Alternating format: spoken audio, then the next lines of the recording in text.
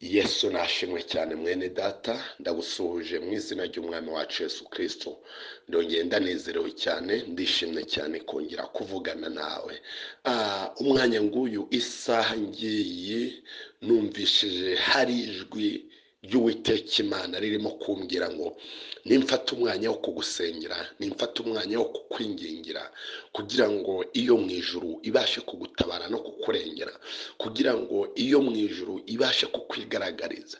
Rero kadufatanye uyu mwanya, nuza kumva iri sengesho nawe aho uraburi, nuko uzamurira Imana icyubahiro, uvuga ati Imana ndagushimye, ndakunezerewe kuko igihe cyose utajya unyirengagiza, igihe cyose ko ihora iri mu ruhande rwawe.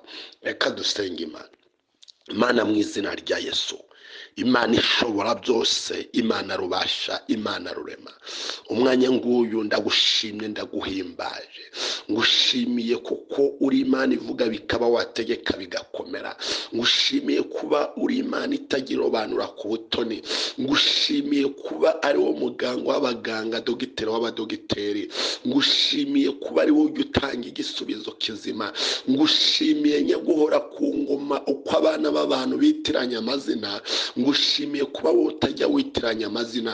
Ngushimiye nyaguhora ku ngoma kuba ari wowe ujya womora ibikomere twatewe n'abana b'abantu, warangiza ukatwomora ibikomere, izina rye rigahabwa icyubahiro. Umwana wawe mushize mu biganza byawe, ni byinshi cyane databuja arimo kugusaba, arimo kukwinginga, arimo kugutakambira. Mugirire neza byiringiro by'umugisha mu izina rya Yesu Kristo wa Nazareti.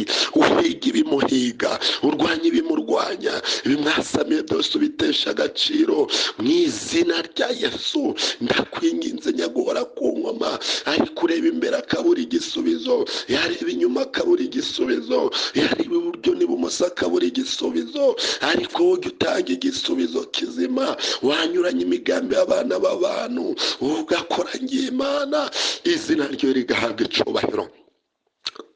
Urakoze byiringiro by'umugisha, urakoze kuba wumvishe gusenga kwe, urakoze kuba wumvishe gusaba kwe.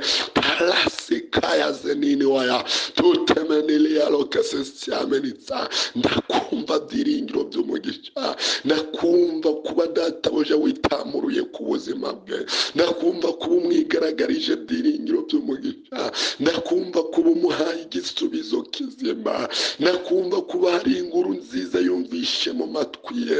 Izina ryawe nirihabwe icyubahiro. Urakoze nyaguhora ku ngoma, urimo kumbwira nk'ishuri yari arimo databuja, ni ishuri arangije ku buzima bwe. Yari mu ishuri databuja, iri shuri kuryivanamo ntabwo byari byoroshye, byari bikomeye, byari bigoye. Yesu Kristo asantrabi, ariko urakoze kuba umurangirije ishuri, urakoze kuba umukuye mu